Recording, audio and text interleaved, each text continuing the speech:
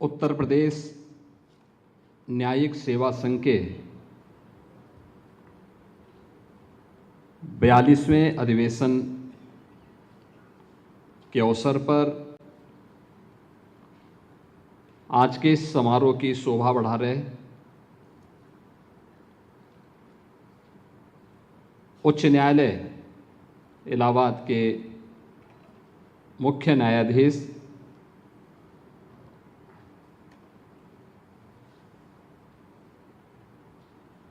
परम सम्मानीय जस्टिस अरुण भंसाली जी,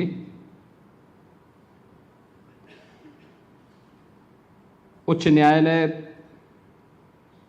इलाहाबाद के वरिष्ठ न्यायाधीश माननीय न्यायमूर्ति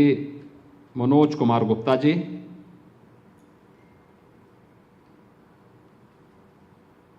उच्च न्यायालय लखनऊ खंडपीठ के वरिष्ठ न्यायाधीश न्यायमूर्ति श्री राजन राय जी,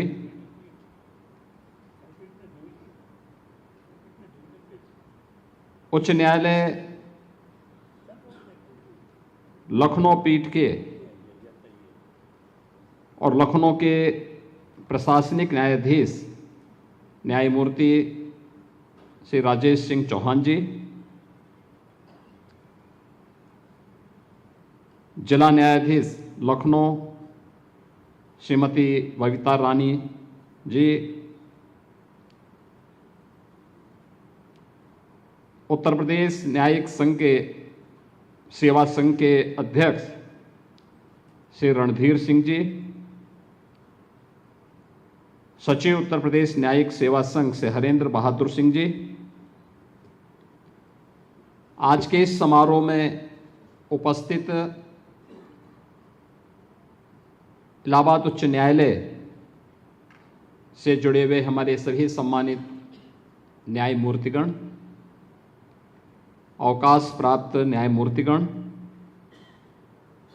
और प्रदेश भर से आए हुए हमारे सभी न्यायिक अधिकारीगण और उपस्थित बहनों और भाइयों,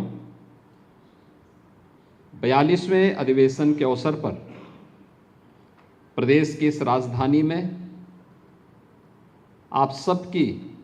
गरिमामयी उपस्थिति हम सबको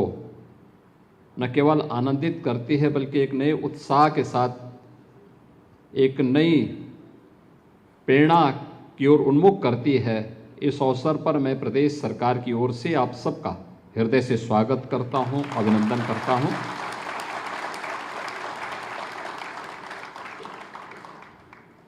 मेरे लिए यह अवसर इसलिए भी महत्वपूर्ण है कि उत्तर प्रदेश न्यायिक सेवा संघ के इससे पूर्व सन 2018 के अधिवेशन में भी मुझे आने का अवसर प्राप्त हुआ था और उस अवसर पर मुझे यह देख करके प्रसन्नता की अनुभूति हुई थी कि यह केवल एक संघ का अधिवेशन मात्र नहीं बल्कि उन बेस्ट प्रैक्टिसेस पर भी जोर देने का प्रयास होता है जो किसी भी संस्था के भविष्य को तय करने में एक निर्णायक भूमिका का निर्वहन करती है। यह अधिवेशन ऐसे समय में आयोजित हो रहा है जब भारत के संविधान के लागू होने के अमृत महोत्सव वर्ष में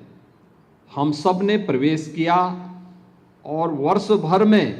भारत के संविधान के प्रति अपनी वचनबद्धता को लेकर के देश भर में अनेक आयोजन हो रहे हैं। भारत के संविधान के जो मूल थीम है वो इसी पर आधारित है कि न्याय, समता और बंधुता, उसका प्रतीक यह अधिवेशन न्यायिक अधिकारियों के, उत्तर प्रदेश के न्यायिक अधिकारियों के एक महाकुंभ का दर्शन करता है और यह हम सबको इस वर्ष आयोजित प्रयागराज महाकुंभ का भी दिग्दर्शन करवाता है, क्योंकि उसी प्रयागराज में हमारी इलाहाबाद उच्च न्यायालय की मुख्य पीठ भी स्थित है। 102 वर्षों के अपने इस इतिहास में उत्तर प्रदेश न्यायिक सेवा संघ ने अनेक उपलब्धियां हासिल की हैं और मुझे विश्वास है कि आज जब यहां पर प्रदेश भर से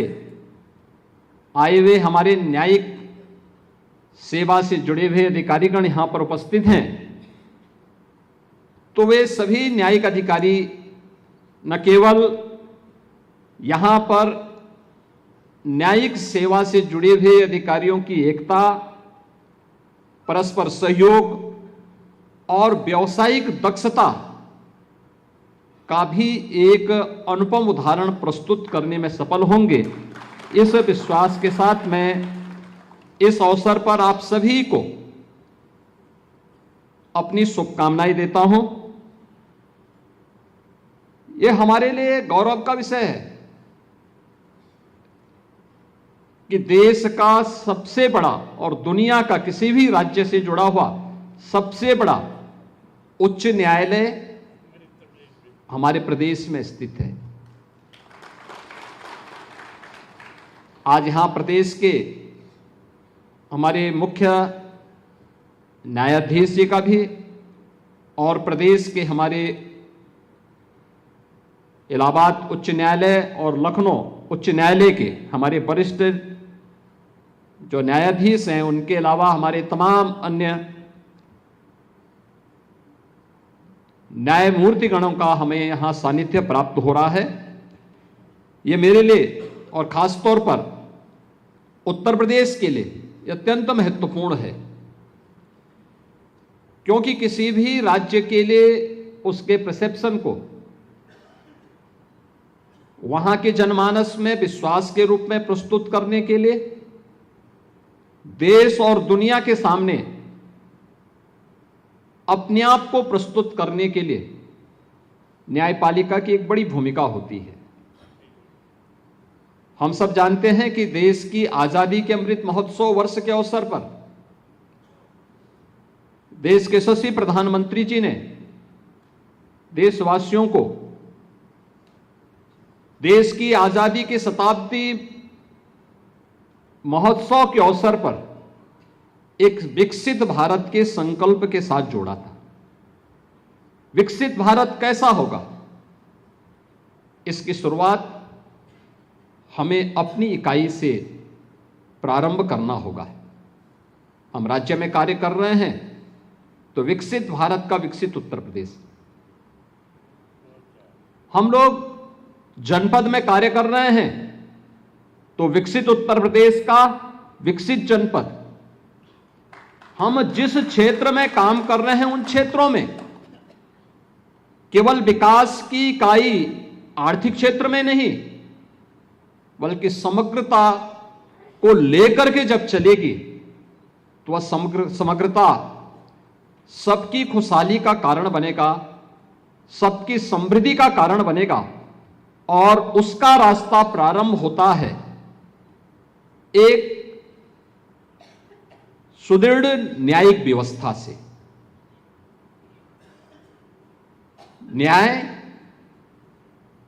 सुगम भी हो और त्वरित भी हो। सुशासन के लक्ष्य को अगर हमें प्राप्त करना है तो हमें न्याय को उतना ही सुगम और उतना ही त्वरित भी बनाना पड़ेगा। और इस दिशा में जो प्रयास हुए हैं, मैं यहां पे न्यायिक सेवा संघ के अध्यक्ष जी का उनका वक्तव्य सुन रहा था, देख रहा था कि कैसे गत एक वर्ष में, यानी वर्ष 2024 में अगर हम देखते हैं तो हमारे जनपद और ट्रायल कोर्ट्स में 72 लाख मामलों का निस्तारण हुआ है। यानी 72 लाख एक बड़ी संख्या है, लेकिन आज भी हमारे सामने चैलेंज है कि 1,15,00,000 से अधिक मामले हमारे पास लंबित पड़े हुए हैं। जितने नए मामले आए थे उससे ज्यादा मामलों को हम लोगों ने समाधान किया, और उसका परिणाम प्रदेश के अंदर भी आप सबको देखने को मिल रहा होगा। हमारी स्पीड जितनी तेज होगी, हम आम जन के मन में उतना ही दृढ़ विश्वास बनाने में सफल होंगे। और उन सभी बातों को ध्यान में रख करके ही सरकार ने भी इस बात को सुनिश्चित किया है कि हम भी उस दिशा में न्यायिक व्यवस्था को और भी सुदृढ़ बनाने के लिए, न्याय को और भी सुगम और त्वरित बनाने में राज्य सरकार भी अपनी भूमिका का निर्वहन कर सके। मैं अभिनंदन करूंगा आप सबका इस बात को लेकर के कि नए भारत में न्यायिक प्रणाली कैसे होनी चाहिए। उस दृष्टि से 3 नए कानून 1 जुलाई 2024 से लागू हुए, और प्रारंभ में जो आशंका थी कि ये 3 नए कानून लागू होने, इसको आगे बढ़ने में कठिनाई होगी, समझने में दिक्कतें होंगी, लेकिन न्यायिक अधिकारियों ने जितनी तत्परता के साथ इसे लागू किया, और आज आम जनमानस के बीच में, यानी 1 वर्ष के अंदर ही यह साबित हो गया कि 3 नए कानून अब दंड पर आधारित नहीं बल्कि न्याय की सुदृढ़ व्यवस्था पर भारत की न्यायपालिका की नींव को और मजबूती के साथ आगे बढ़ाने में सफलतापूर्वक आगे बढ़ रहे हैं। यह हमारी न्यायिक प्रणाली और भारत के लोकतंत्र की एक मजबूत इमारत को आगे बढ़ाने में एक मील के पत्थर साबित होने जा रहे हैं। यह हमने पिछले 1 वर्ष के अंदर फिर से इस बात को महसूस किया है। आज के इस अवसर पर जब हम यहां पर इस सम्मेलन में यहां पर उपस्थित हुए हैं, मैं जरूर इस बारे में ध्यान भी आकर्षित करना चाहूंगा कि उत्तर प्रदेश सरकार इस बात के लिए प्रतिबद्ध है, क्योंकि मेरा यह मानना है सुशासन के लक्ष्य को हम लोग न्यायपालिका के द्वारा किए जाने वाले